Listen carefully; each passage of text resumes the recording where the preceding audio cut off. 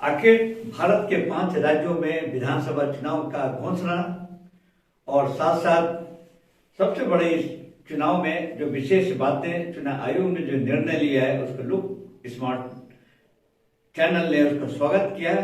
हम विस्तार से 5 राज्यों को विश्लेषण करके ये पहला आपको हम स्क्रीन पे दिखा रहे हैं जो अब सीधा आप देखिए। 5 राज्यों को वोट की डोज 26 दिन 960 सीटें और 18 करोड़ वोटर, यानी कि उत्तर प्रदेश, पंजाब, उत्तराखंड और मणिपुर, गोवा को चुनाव तारीखों को ऐलान कर दिया गया। 690 सीटों के लिए 10 फरवरी को पहला चरण और 7 मार्च को अंतिम चरण का मतदान होगा। सभी 5 राज्यों का नतीजा 10 मार्च को घोषित हो जाएगा, यानी कि 10 फरवरी से मतदान शुरू और 10 मार्च तक नतीजा ने पूरे 26 दिन के होगा ये विधानसभा का खेल। उत्तर प्रदेश की जहां तक बात करते हैं तो यूपी में 10 फरवरी से 7 चरणों में वोटिंग होगा। पहला चरण 10 फरवरी को होगा जिस पर 58 सीटें, दूसरा 14 फरवरी को 55 सीटें, तीसरा 20 फरवरी को 59 सीटें, चौथा 23 फरवरी को 60 सीटें और पांचवा 27 फरवरी को 60 सीटें, छठवां 3 मार्च को 57 सीट और सातवां 7 मार्च को 54 सीट। यानी कि इस तरह से आपको उत्तर प्रदेश का ये चुनाव होगा। और इसके बाद हम बताते चलते हैं कि यूपी में 14 करोड़ से ज्यादा मतदाता हैं। 20 साल के औसत उम्र वाले राज्य इस बार युवा वोटर्स की भी एक बहुत बड़ी भूमिका होगी।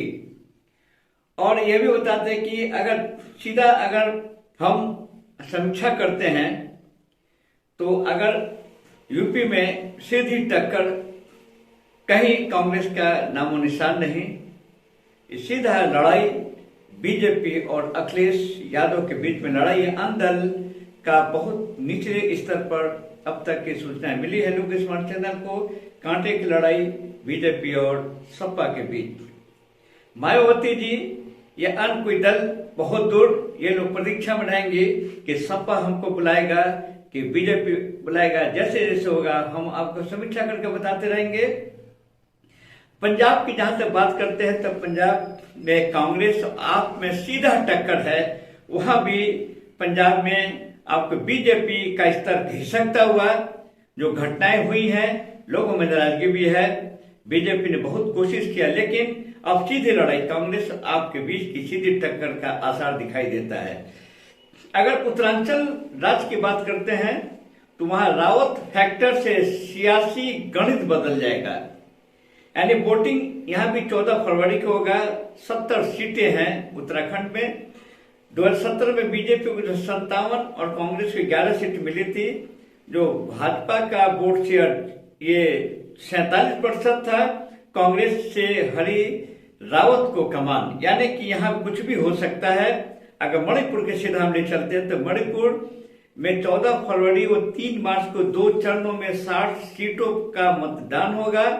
और 2017 चुनाव में बीजेपी को 11 चुनाव, कांग्रेस को जो 28 सीटें मिली थी, यानी कि मणिपुर में भी कांटे की टक्कर हो सकता है कि वहां बीजेपी की सरकार आपको बहुत इस पर बुरा असर पड़ेगा। भविष्य बताएगा, समीक्षा होती रहेगी। चलते हैं सीधे गोवा की तरफ। गोवा चलेगा 14 फरवरी को जो चुनाव, यानी एक दिन का चुनाव है। 40 सीटें हैं। जो वर्ष 2017 में चुनाव कांग्रेस ने 17, भाजपा ने 13 सीटों पर जीत पाई थी, लेकिन इस पर गोवा की भी आपको वहां का सरकार बदलने। गोवा जो 14 फरवरी को 40 सीटों पर जो चुनाव होगा, 2017 में चुनाव में कांग्रेस ने 17 और बीजेपी ने जो 13 सीटों की जीत पाई थी, यहां भी परिवर्तन की काफी लहर है। हम आगे बताते चलते हैं कि जहां तक यूपी में समीक्षा लुक स्मार्ट चैनल ने किया, वहां यूपी के 136 सीटों पर किसान आंदोलन का जो प्रभाव पड़ा है, बुरा या अच्छा, ये आंदोलन फैसला करेगा कि किसकी सरकार बनेगी। पहला है ये विस्फोटक समीक्षा हमारा। दूसरा, मुस्लिम बाहुल्य की अगर बात करते हैं तो ये 143 सीटों पर ध्रुवीकरण से तय होगी और हार और जीत, और रही जो सत्ता का जो 7 चरण जो बता रहे हैं कि भाजपा के सामने कोर वोटर के साथ जुड़े नए वर्गों को संभालने की जो चुनौती है, इसके लिए सपा को, अखिलेश यादव को भी दायरा बढ़ाने की जरूरत है। और चलते चलते ये बता रहे हैं कि जो सबसे बड़ा फैक्टर उत्तर प्रदेश के चुनाव की बात है, किसान आंदोलन, ध्रुवीकरण का सवाल है, राजनीति और जातीय समीकरण की अगर हम बात करते हैं, पहले और दूसरे चरण में पश्चिमी यूपी की जाट, दलित, मुस्लिम बहुल सीटें, आखिरी चरण में पूर्वांचल पर भी इसका असर पड़ेगा कि कौन जीतेगा या हारेगा। और जहां तक जो वर्चुअल जो रैली या वर्चुअल जो भी तरीके से जो चुनाव आयोग ने जो फैसला किया है, स्वागत योग्य है। यानी कि ये सही है कि बीजेपी के पास ये धन, बल, सब शक्तियां हैं। ये सोशल मीडिया की टीम में 3 लाख कार्यकर्ता को इन्होंने तैनात करके सर्वप्रथम बनाएंगे। अन्य दलों को इस पर कुछ घाटा पहुंच सकता है। फिर मिलते रहेंगे। सबका एक जय हिंद।